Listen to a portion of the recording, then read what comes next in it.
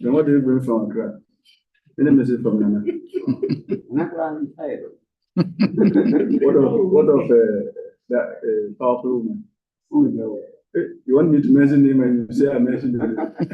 Yes, he also set up obligation. They are not government. They are cared well. There are so many powerful women as well.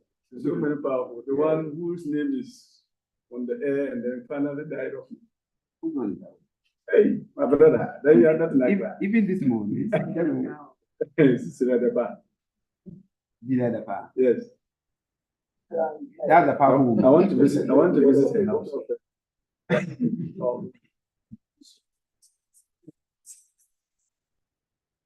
Yes, go along. I think. This point. You can. I was supposed to go and let him.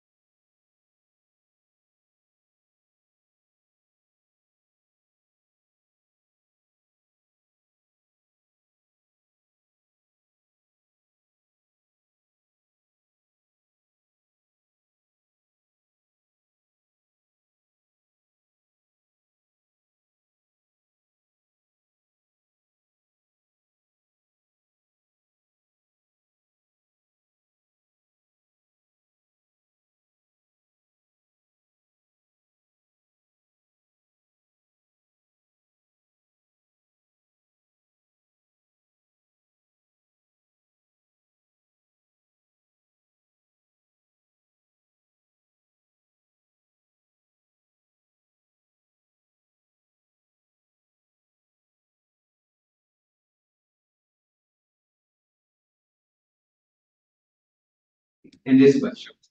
The first one is that we want to disseminate, we want to share the findings that we have done with you, the stakeholders who gave the information. We want to share. We also want to validate, so we came for information from you, how we captured the information. You could better, in some sense, give us much more information to improve on the report. So that is one of the objectives that we are seeking. And the second one is that we want to have some broad steps going forward. How do we improve going forward? So these are the two main results that we are looking for in this workshop. In terms of background, in 2017, when the current government came to power, they launched two key, flagship programs. One is a planting for food and jobs, and the other is what we call the one district, one factory. As part of contribution to addressing Ghana's economic dependence on primary commodities. So if you take a country like Ghana, we import a lot of things. You can go to a market and see what the things are coming from Europe or in the US and all that. So that the logic then was to see how do we improve upon our economy, our economy as a nation. So if you take this, for instance, the planning for food and jobs, there were a number of things that the program was seeking to address, in terms of raising the productivity and the linkages that you need to have as part of the program. There were 5 of them, and I'll get around over them. The researcher will take them through, but in terms of context, I think we need to hear them. The first one was to look at the low access to and adequate use of certified seeds that we as a country, if we want to raise productivity within our agricultural sector, we need to address this challenge. And so the program was seeking to address it. So that was one of the things that the program was seeking to address. Then we also look at when you plant your crop, they need nutrients and all that. And so the fertilizer around insufficient and right use of fertilizer was one of the challenges that we wanted to address. There was a third point about the lack of extension services. And so the program was seeking to make sure that we have enough or adequate extension services across the program implementation, so that we do the right thing at the right time. And then there was a fourth one about the weak linkage between producers and markets.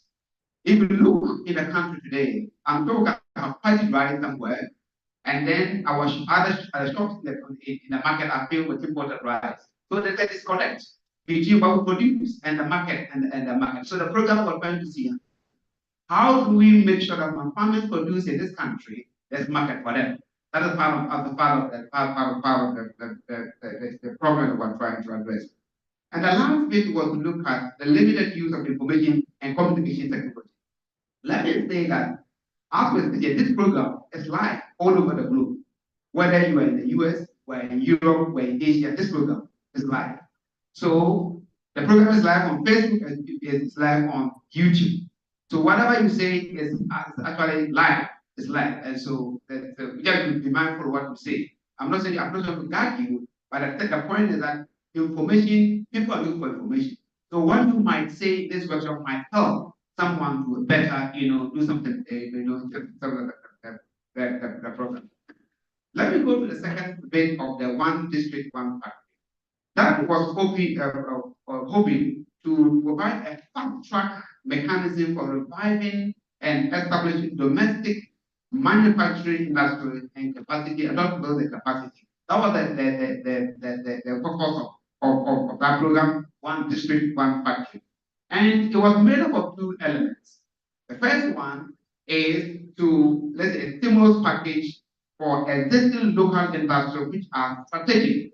Strategic means that when you deal with them, you will have a number of things results. So when you look at strategic companies and that were struggling, and then how we would, help them operationalize, in a way that could give us quick results. So that was one of the elements, that we have existing domestic enterprises. They are operationally, should I say, distressed, and you need to support them to grow. So that's one of the things we wanted to address. The second element involves establishing at least each district district in this country, we established one factory based on the resource endowment within the area. What do you have within your catchment area? So you establish a factory within that. The factory will use the resource endowment and see how best you can dynamize the district. So that's were the two main elements in that program. So when we saw this program on the face value, they were attracted to us as Third World Development Africa because we been working on how we can transform Africa's economies from dependence on primary commodities, dependence on raw materials, to where we can have a strong linkage between agriculture and industry. Over the years, there has been a disconnect between agriculture and industry. Either farmers produce and there's no market for them, so there's a disconnect. And that when you produce more, then you don't get a market. Then the following year, when you don't produce, then the prices go up. So there's that kind of volatility. And so we're working as part of our program to see how best the nexus between agriculture and industry could be addressed. And when we solved it, we got a balance because that's the work we were working on.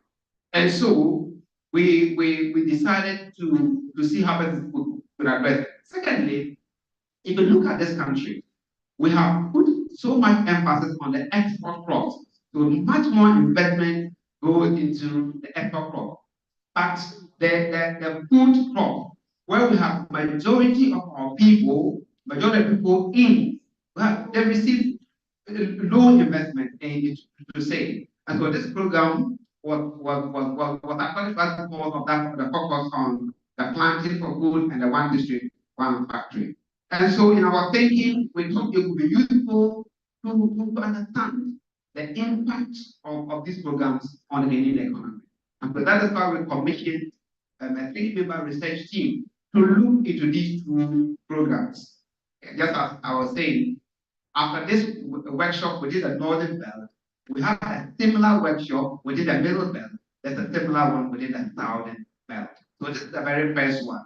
The first one. The study has a number of objectives. The researcher will take us through, but permit me just to mention two of them, and then we'll continue. The first one was to examine what we call the design, the conception, the implementation of the planning for food and the one district, one factory, paying particular attention to paradigms and approaches to economic transformation. If you look globally, people approach development differently.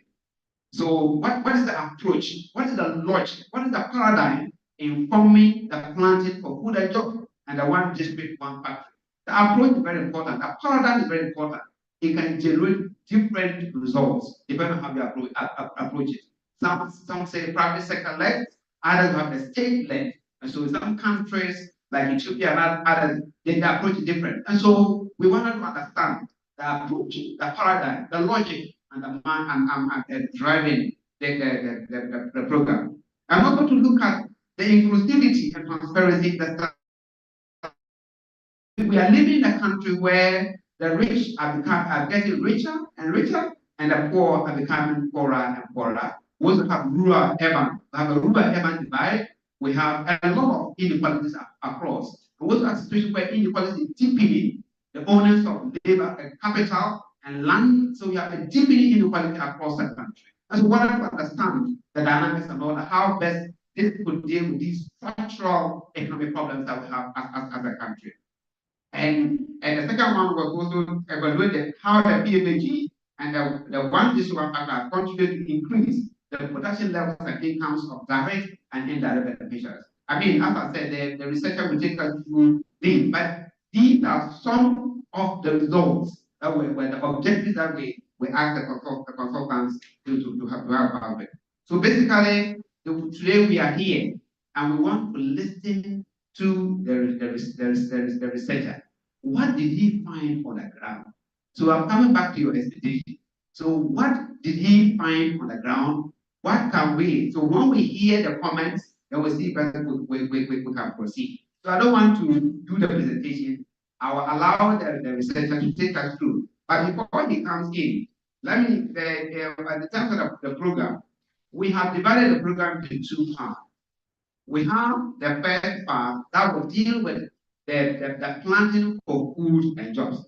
So, of course, there are linkages. But the first presentation will look at the planting for food and jobs and all the comments and all the questions about that. When we are through with that one, we'll go for break. And then when we come back, we'll now focus on the one district, one factory.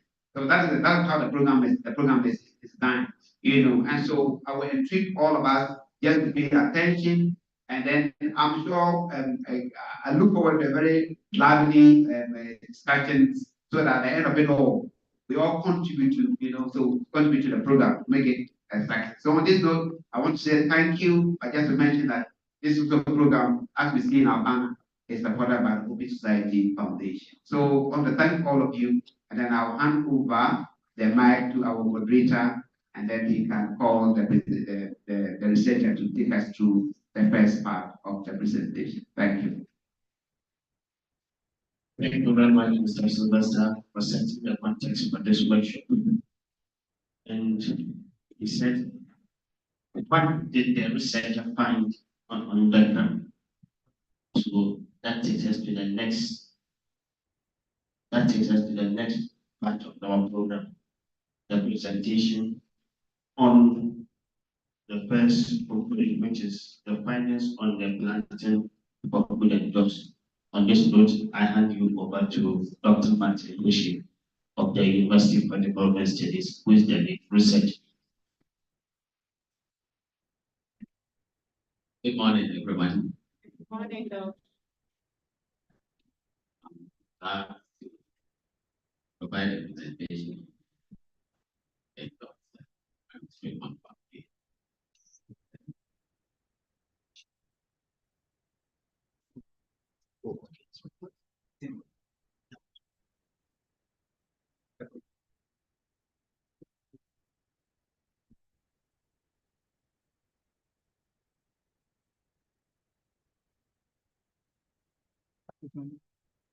And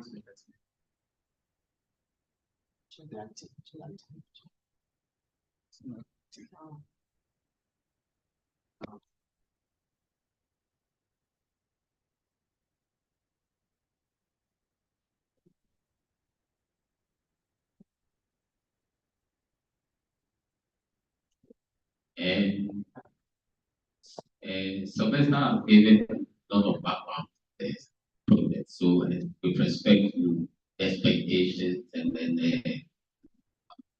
what is expected of me, what is expected of you for the destination and so forth, and has given some background to what the 2 years were about. And what I will do is that in order not to prolong the discussion, I'll move straight on to the main objectives of the research, then begin to talk about the findings.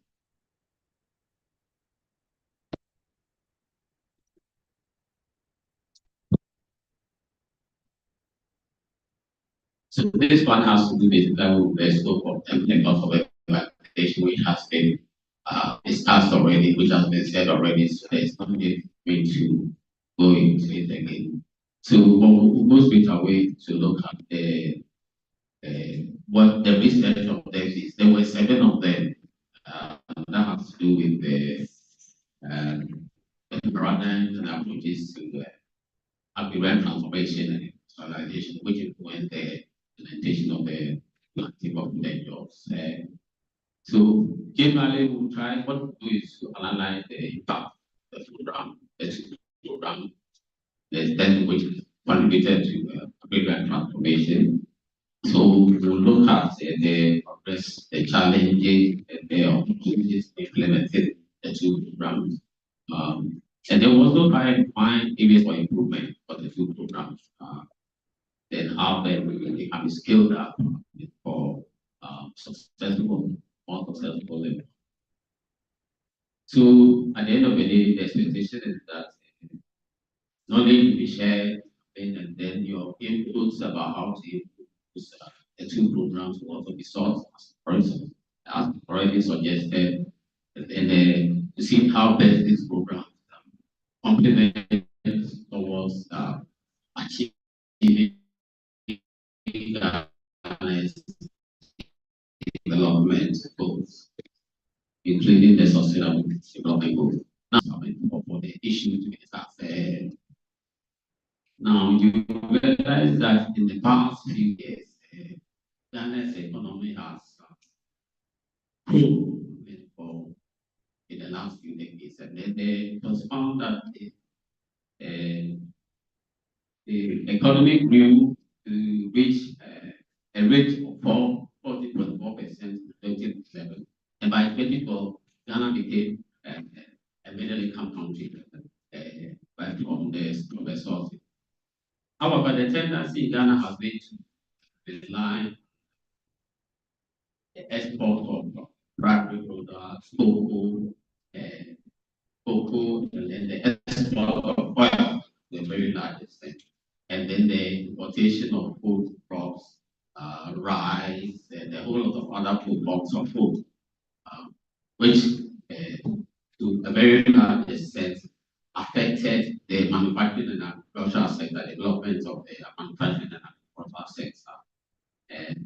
And then apart from the fact that the manufacturing and agricultural sector was tanking, because the government was exporting products, raw material, raw products, and so forth without processing or manufacturing. Was the tendency for poverty levels to rise over time, and that was observed as a picture. So to address the challenges, the government decided to implement the planting of the jobs, and then the mandatory manufacturing, which had the potential to improve the living conditions, promote economic growth, increase employment, and then reduce poverty to a very large extent. So the PFJ have 5 major objectives, and it arose from the fact that there were challenges in the agricultural sector with respect to the supply of quality seeds and then fertilizer that are needed for good productivity. There were also challenges with having adequate extension services in Ghana, and then it was realized that most producers did not have markets for their produce. That was one main reason why also they came out with it. And then there was a challenge with limited use of IPTC, Information Communication and Technology, in managing the agricultural sector. So these were the 5 major elements of the PFJ. We became what is known as the 5 pillars of the program. Now, with the 1D1, the idea was to promote industrialization at a very fast rate in the country. And there were 2 sides that were targeted to a very large extent. The first one had to do with existing industries which are struggling to survive as manufacturing companies that the government can provide support for. And then the other one has to do with the government setting up new industries to a very large extent in the economy, in the country. So you have they are normally described as the greenfield. Greenfields have to do with new industries that are set up. The brownfield industries are the ones that are already existing that can have support from the government to grow, process raw materials, of local and then international consumption.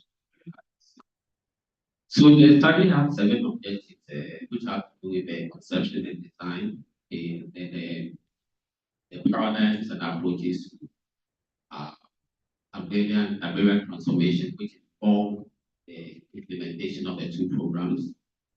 And then we also needed to look at the inclusivity, how inclusive the 2 programs were in engaging farmers the factories. I mean, we wanted to know about how inclusive those processes and procedures were, and then and what the implications might be for when in terms of promoting the structural transformation that we expect the two programs to achieve at the end of the day.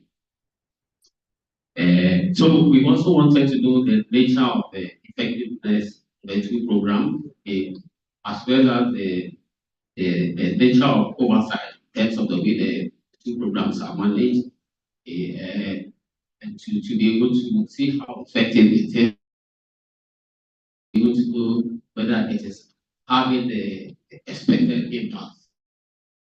We also wanted to know how the PFJ and the 1D model have contributed towards increasing the production levels wherever they were implemented.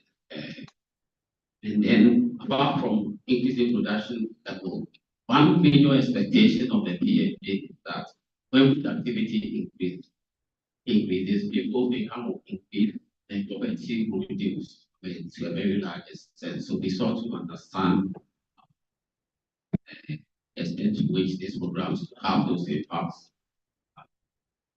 And then we wanted to know whether the two programs have contributed towards the extent to which the local economy has become diversified.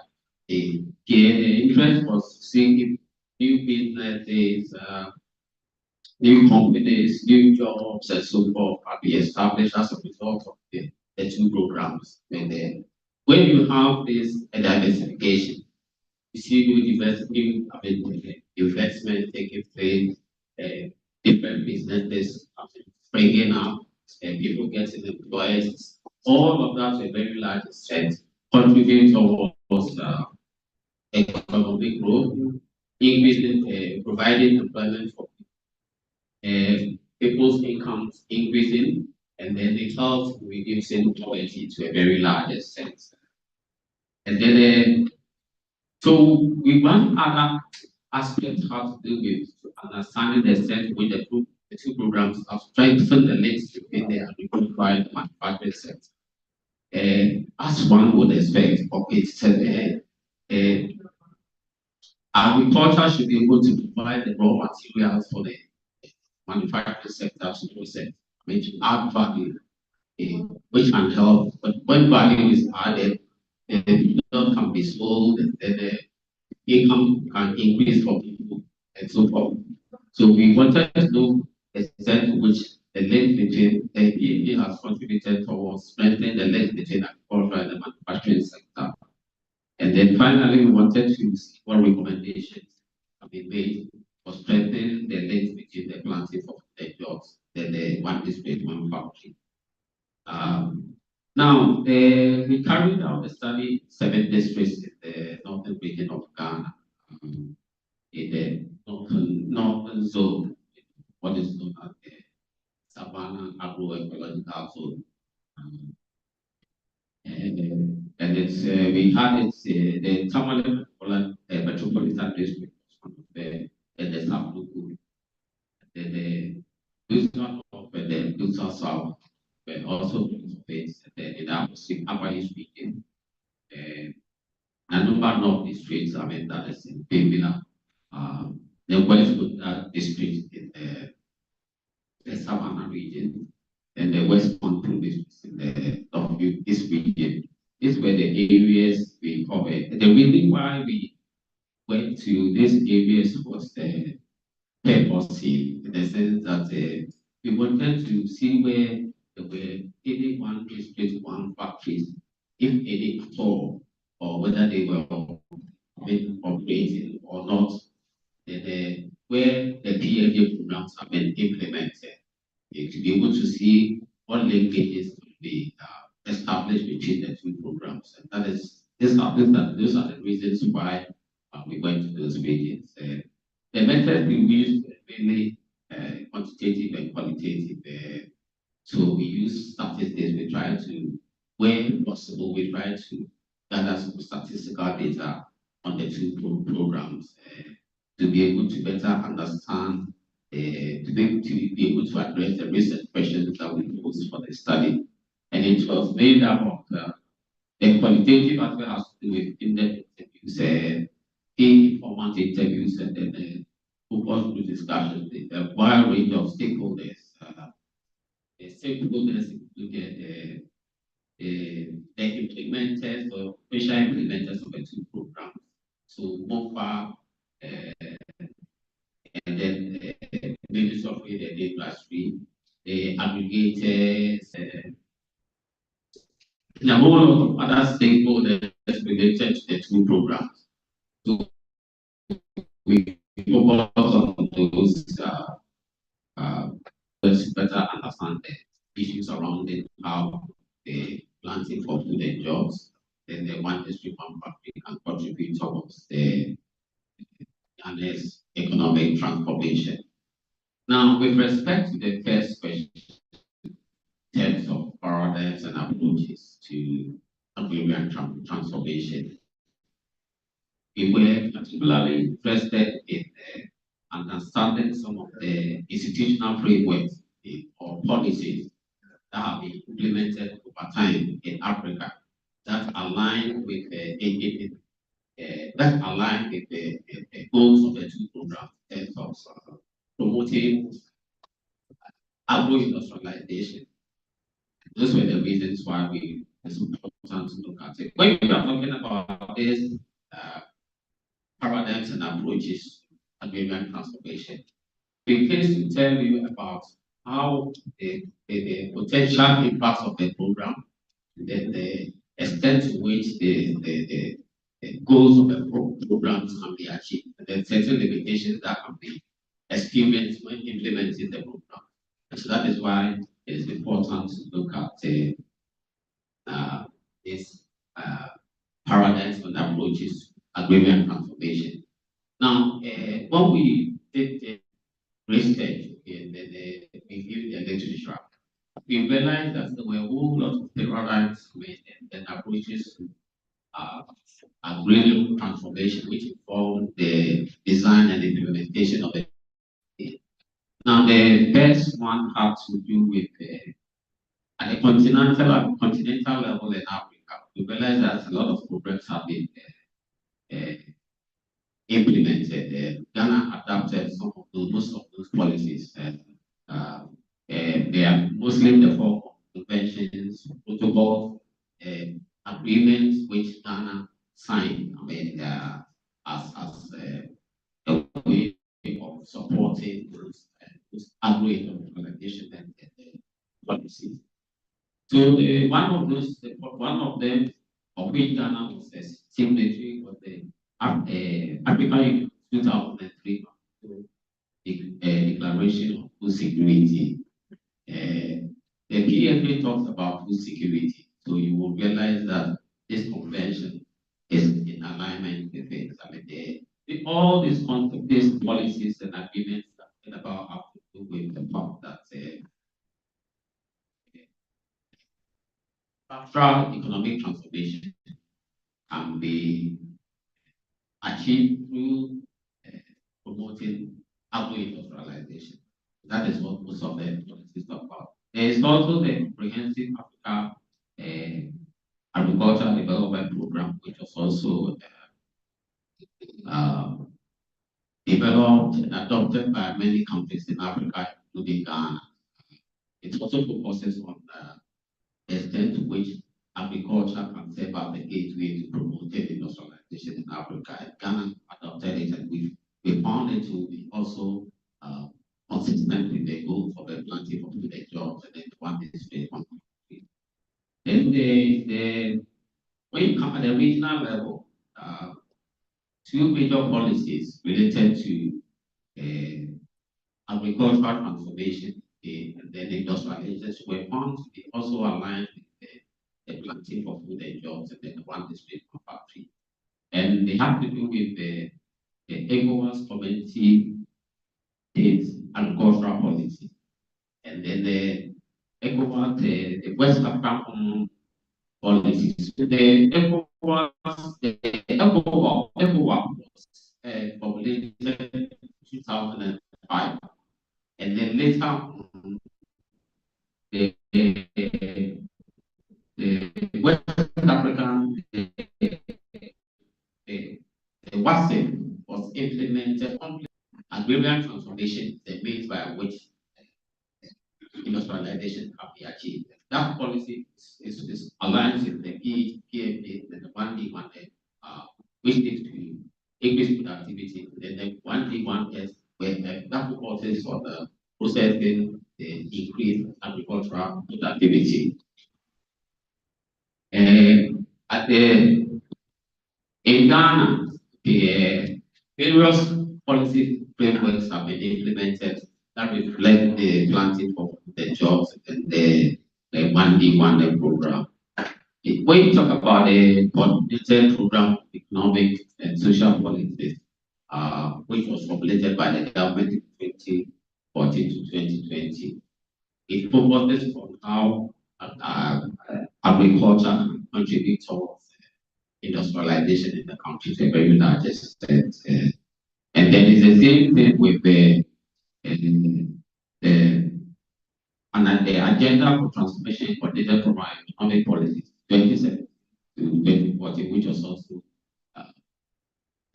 designed in the country, and it's also all had the same goals of achieving industrialization, improving or increasing productivity in the agricultural sector. And when it comes to the agricultural sector more specifically, we found specific policies that have been implemented over the years, which has to do with the food and agricultural sector development policy. Then you have FASTEM 1, FASTEM 2, which was implemented in 2007 to 2015. And then in the last policy, which was formulated in 2022, which has to do with promoting industrialization in Ghana, it also highlights how produce from the agricultural sector can be transformed through industrialization. So that is the national AFCA policy framework and action plan on the street. And this particular policy highlights the 1D, 1S as one of the important industrialization strategies to achieve structural and economic transformation. Now, apart from these policies, in the whole of Africa, in Ghana, there has been a need to promote what is known as the Alliance for Green Regulation, which was implemented by the Rockefeller Foundation, which aims at doubling productivity across African countries, and then to increase income for 30 million people in Africa, and with especially those who are smallholder farmers to a very large extent, and to have food security by the year 2020. When you take these policies, when you do a critical analysis of the policies, it is the Green Revolution agenda. It focuses on increasing productivity, agro-processing, and so forth. Okay, all of which align with the one district and one factory initiatives.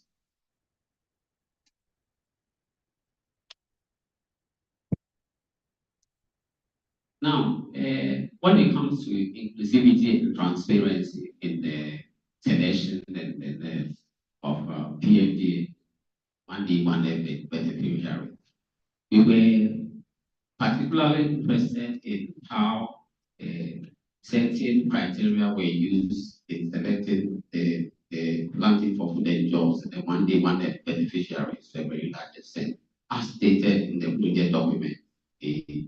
And those of you in the agricultural sector will be able to tell what those criteria were, and those of you in the Ministry of Trade and Industry will also be able to tell what those criteria were. Now, what we realized was that inclusivity in respect to the 1D, 1S was focused mainly very large extent, especially women and youth. Okay, so we were interested in finding out the extent to which the 1D1 tended to target women to a very large extent. Now, what we realized was that we were also interested in understanding the transparency in which beneficiary farmers or the companies, beneficiary companies were transparently recruited to become part of the program. What was realized was that across all the events with respect to planting for food and jobs, most of the participants, the respondents agreed that the project was for smallholder farmers to a very large extent. But what we found was that the extent to which the criteria was applied in practice was not clear. And one major finding too was about the fact that although the project was meant for smallholder farmers, especially women, there was a tendency for the program to benefit men rather than smallholder farmers, women smallholder farmers to a very large extent. So, for instance, we have some of the farmers being made for various reasons, and it has to do with the poor targeting of the potential beneficiaries. There was a time when they were using coupons. In the initial stages of the program. So those who did not have coupons were sometimes missed because they were not registered with the program. So they tended to miss. They didn't have access. They didn't have the opportunity to benefit from the program. And then one way of running the program was for farmers to belong to farmer organizations. And so there was a tendency for those who did not belong to farmer organizations to be also excluded. This was one of the major findings we found. And then there was also some of the respondents suspected that there was reported that there was not much transparency because not much publicity was given about the PFJ program. So although most of them said they had heard about it, there were segments of the respondents who suggested that they have not heard about the program, and then that made them feel that there was little transparency in which the program was implemented. And then one significant finding about was that most of the input dealers suggested that the inputs were available to anyone at all who could buy. Which means that smallholder farmers who are not financially okay were unlikely to have access to the inputs. So there was a tendency for those with good financial standing who are big commercial farmers tended to have access to the inputs rather than the smallholder farmers who are the targeted beneficiaries. Now we want to look at the data and effect, still looking at the data and effectiveness of state support. And we use data from the Savannah region, which provides insights to how successful the PFJ has been, and then some of the challenges that it has encountered in implementation. Now, from the Savannah region, we found that the program supported provide various inputs, maize, rice, and so forth, over a 5-year period of implementation from 2017 to 2022. And then we realized that there were substantial increases in the supply of the seeds, seed varieties, and so forth. So 2022 till 2021, which I think in 2021, then the supply began to dwindle.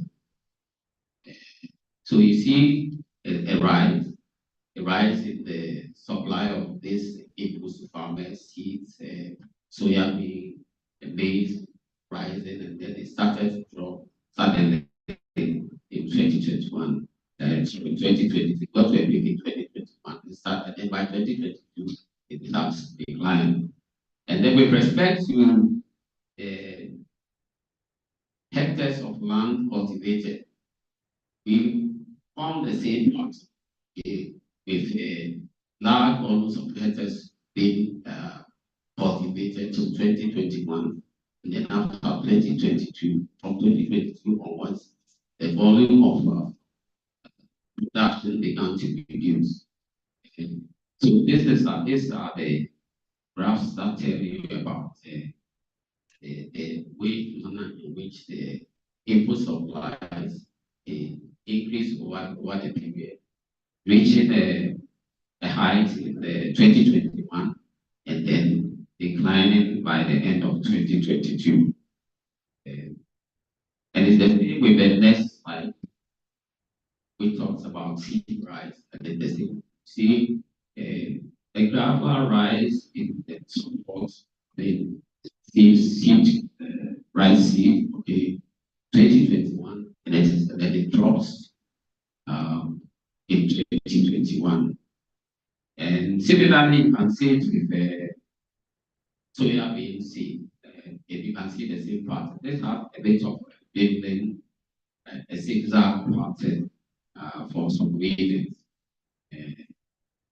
And then for this open variety seeds, the variety seed maize, you realize the pattern is almost like what we have for the soya and so forth. Now, what we found from the pattern is that by 2022, there were inflationary pressures which made the inputs very costly for the government to procure.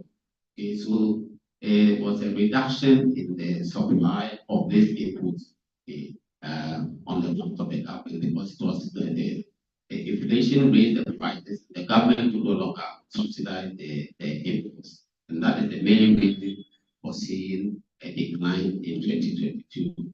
And so from 22 onwards, it was like the PFJ program, I mean, was coming to an end, or that already come to an end, so to speak, to everything I just said. So here we can see certain analysis, I mean, certain successes that were dropped in the program following its implementation in 2017 until 2022.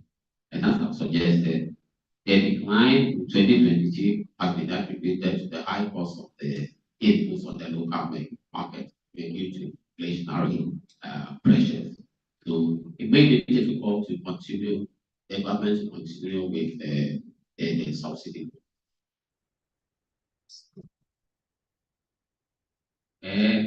Concerning fertilizer, the NPK, urea, and the sulfur ammonium,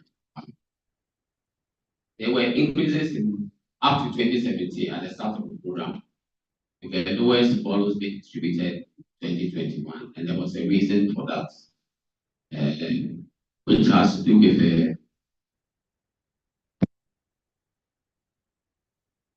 high. It still has to do with the high commercial costs, the cost of the inputs in the market, which made it difficult for farmers to procure them, and then so the government will also not subsidize the program because of the high costs in the market.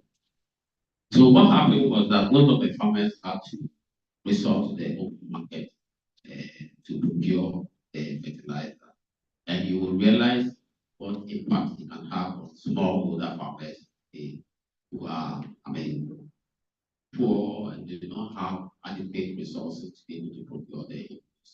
And they are the ones for whom the policy was implemented. If they can no longer afford the cost, the fertilizer, it makes it going to have an effect on their productivity, their income, and their wages. They are likely to be thrown into poverty because of the unavailability of the subsidies. And Despite the successes that were recorded in the game with respect to the inputs rising from 2017, the supply of inputs rising from 2017 to 2022, I mean, those can be described as some of the successes of the planted input production program. Most input dealers and some of the beneficiaries have certain complaints about the policy. They were particularly talking about the insufficient quantities of the inputs that were supplied, and sometimes there were delays in supplying the inputs, in the availability of the supplying the inputs to coincide with the farming season. What that means is that the inputs come when the farming season is about to end. So it comes in rather late, and then it's of no use, and then they are not able to procure the inputs for farming. And you know the seasonal nature of farming in northern Ghana with respect to the rain patterns. One rainy season, very long dry season, and then a very short rainy season. So when the rain don't come early, agriculture is rain fed. So if the input don't come, it needs to come, it needs to coincide with when the fertilizers and the other inputs are going to be distributed. If this coincidence doesn't take place, it has serious effect on the smallholder farmers who need them most to be able to improve their life. There were complaints about the poor quality of some of the fertilizer inputs, which were reported by both the input dealers and some of the beneficiaries. And then for smallholder farmers, as I've suggested already, the tendency for large-scale commercial farmers to procure the inputs meant that smallholder farmers who did not have adequate funds could not procure the inputs. If they are bigger incomes, they do not have access to the inputs. So the tendency for the large-scale commercial farmers with, well-resourced, the ones who were benefiting instead of smallholder farmers, I would have expected for the program. There was also the instance of some of the input dealers rebargain the fertilizer. The fertilizer they are supposed to be in the PFJ level SAT. Okay, and some of them reported about some of the repackaging the fertilizer into ordinary bags and selling them in the open market or smuggling them to the neighboring countries. That was one major finding with respect to this the PFJ. Now, so if we are looking at various dealers and then trying to look at the extent to which they were implemented. Now, with the extension pillar, most of the farmers have been reported having received knowledge, training on good agronomic practices in terms of the type of soil that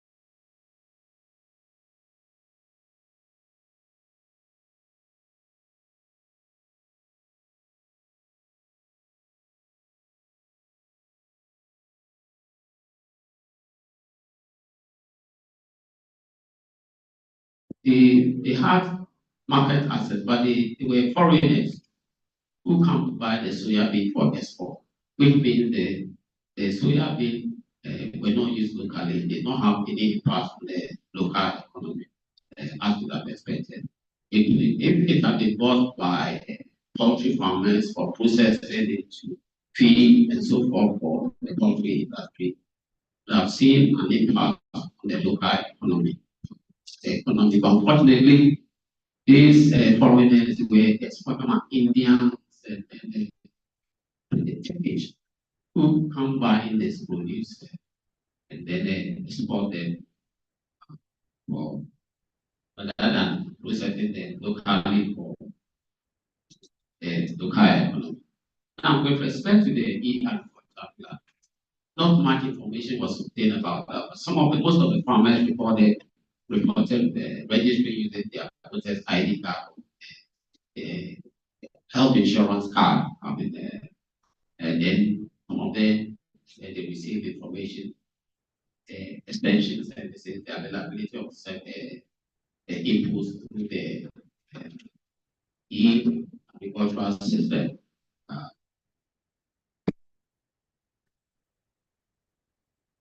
Now, when we take the savannah zone, where we have some statistical data, they use the e-agriculture system in distributing fertilizer among beneficiaries. One important aspect of the e-fertilizer is to ensure effective targeting of the beneficiaries, essentially the smallholder farmers who are women. But looking at their data, it was realized that although they used most of the beneficiaries were men rather than women, which indicates a poor targeting using the e-agricultural system to reach most of the beneficiaries. Now, when it comes to oversight or managing the facilities, it is more there is what is known as the National Technical Committee that holds key decision making about the program. And then we also have this National Technical Committee is responsible to promote the implementation process through regional committees. So we have the national, it's a three-tier management structure, the national level, the regional level, and the district level. So it is a process, the regional level, the national level, only has to implement through the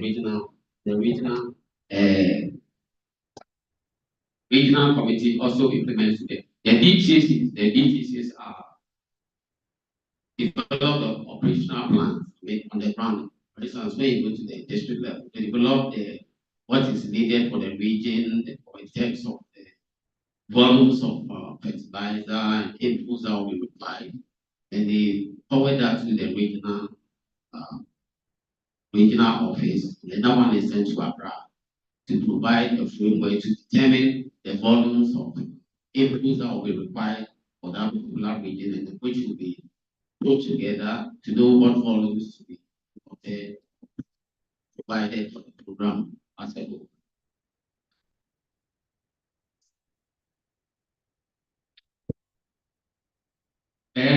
At the local level, some of the local officials reported using e-agriculture as an effective channel for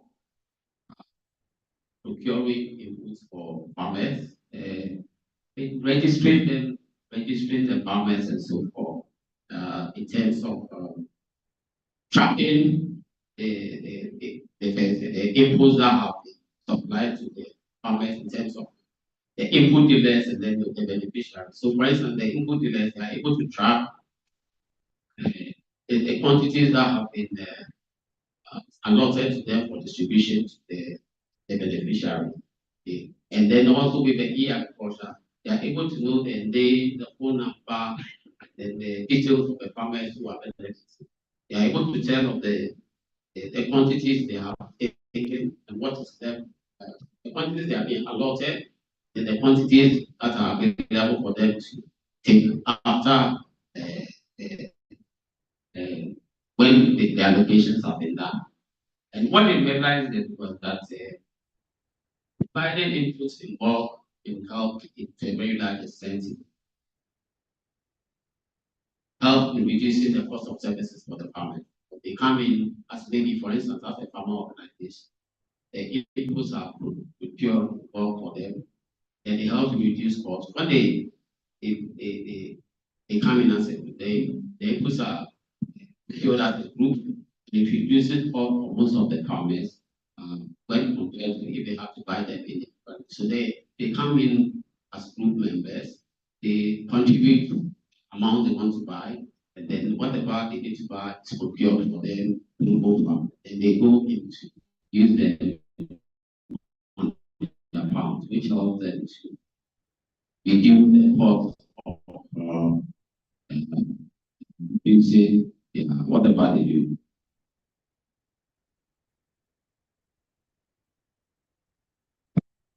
Now, from the Savannah region, we realize that in terms of the data and maybe the sources of what production levels we have suggested in the previous findings. This was due to enhanced supply of quality seeds, the fertilizers, provision of essential services, which contributed towards the increased level of production. So with the increased level of production, with a ready market for farmers, they expected that farmers' living conditions, their livelihoods are likely to. Not much evidence was found with respect to the extent to which the increases in productivity contributed towards improving the livelihood. So this is more or less an assumption we are making about the fact that there were increases in production level. Okay, but then if there are increases, then you expect that the incomes of the farmer will increase, then their livelihoods are also likely to be improved. So for some of the farmers, based on the increases in their productive level, some of them mentioned that they were able to pay their children's school fees, buy auto kit car close to the farm.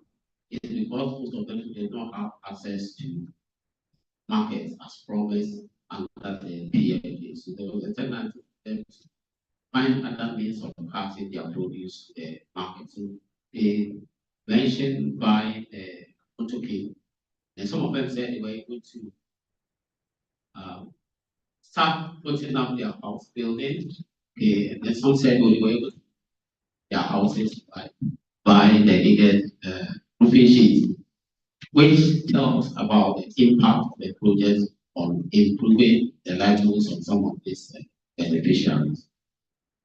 Now, as we suggested previous with respect to the way in which the inputs, the prices of the inputs increase from 2022, then you would expect that the impact on the farmers would also decline since they were no longer able to afford the inputs because of the high cost. So from 2022, one should expect a decline in the livelihoods of the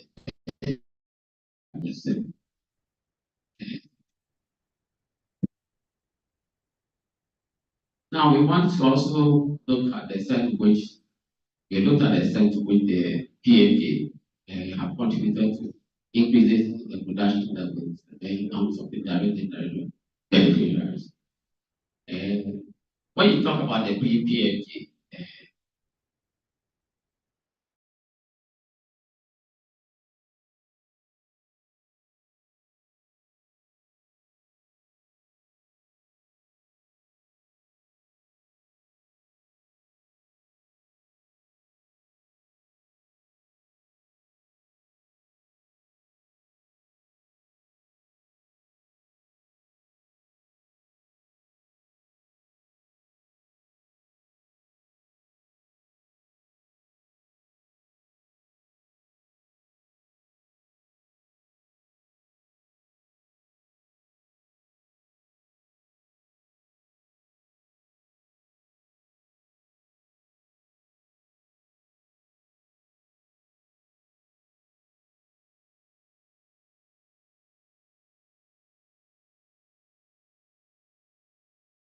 by with respect to the extent to which the planting of the job makes some successes.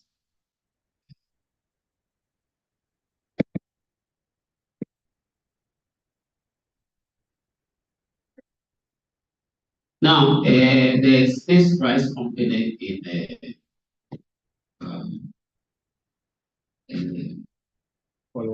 last year. Yes.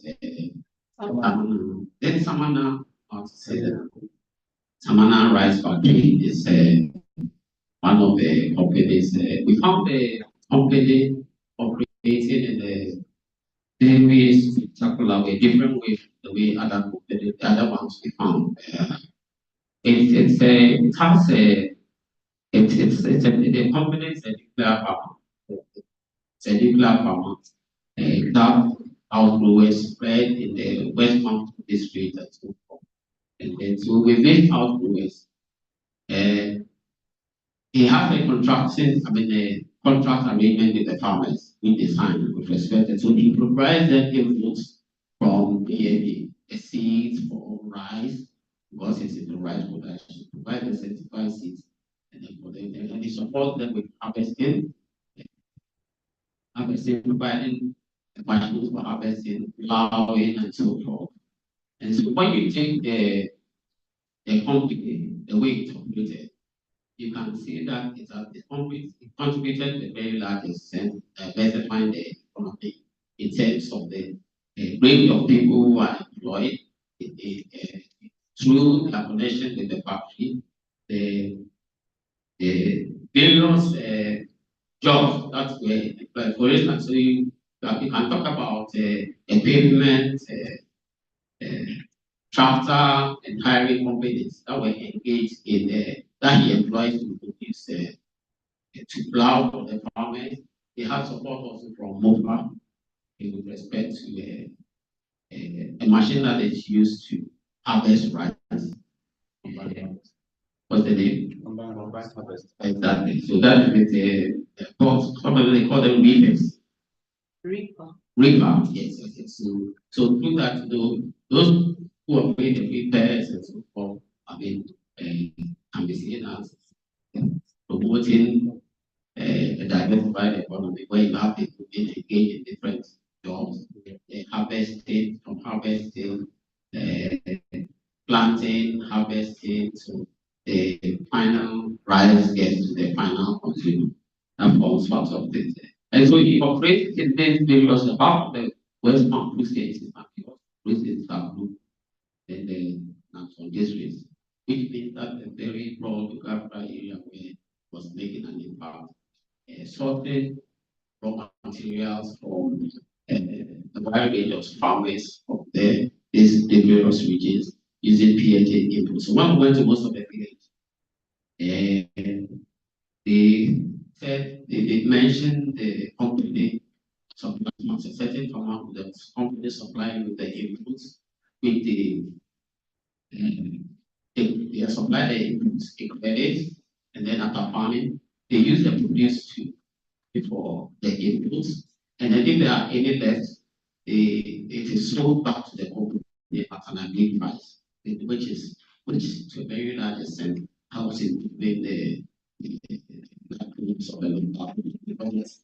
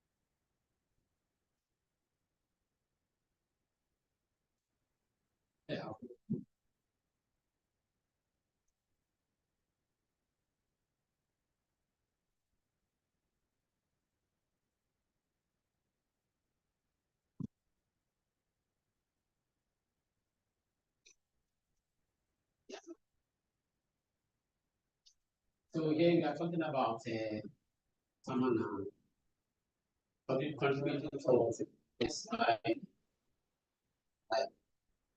based on its the linkages is established planting. This diversification means that there was ready market for the farmers, and the company also had ready supplies of inputs. Farmers had incomes, they had ready market for their produce, so which means that their incomes were okay, and their livelihoods are likely to, as a result, get the very large extent.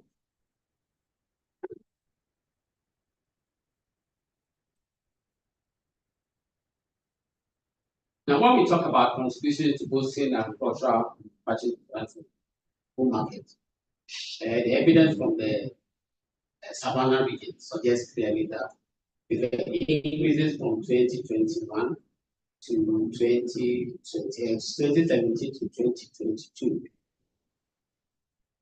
2021, when the decline was seen after 2022, you realize that whatever was produced is an indication of boost in the agricultural production to a very large extent, raw material for providing feed to the poultry industry. Although not much information was gathered with respect to the extent of the increase of production fed to the processing of the feed industry, it is clear that somehow we have resulted availability of inputs for processing factories. And it's also an indication of improved food security from 2017 to 2021, when they were increasing with respect to maize and then the rice and soybean seeds. It's an indication of security, which is one of the major objectives planting for the first. Now, from the study, what we found, using the Tamana case, we have talked about strengthening, linkages between the planting for future jobs and the bandage to one factor, or the with the PFJ banding as contributor towards strengthening the link between the manufacturing chain and agricultural. And the case of Tamana provides a very good example of how this happened when it comes to. Now, from the links, company because it's an outgrower, has an outgrower scheme, a nuclear farmer outgrower scheme. He established a wide range of linkages with large range of stakeholders, which elevates a strengthened link between the agricultural and the manufacturing sector. So, for instance, there was a link between the outgrowers, and then the individual farm. There were members of there were outgrowers in the individual farmers who do not belong to the outgrowers group, not come part of the outgrower. And they established links with MOFA as well. And then they were links also established with private harvesting and then the manufacturing companies that rent tractors and combine harvesters for plowing the farms.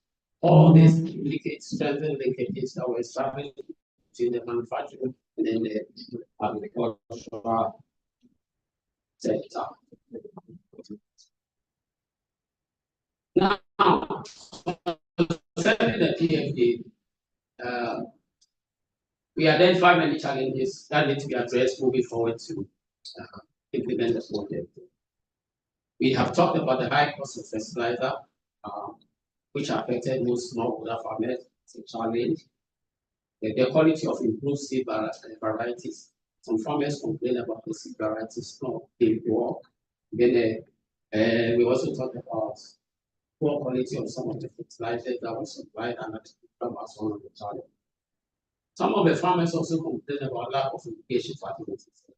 In the north here, where you have one rainy season, they saw it as a big challenge. And then when the fertilizer, the inputs are provided at the end of the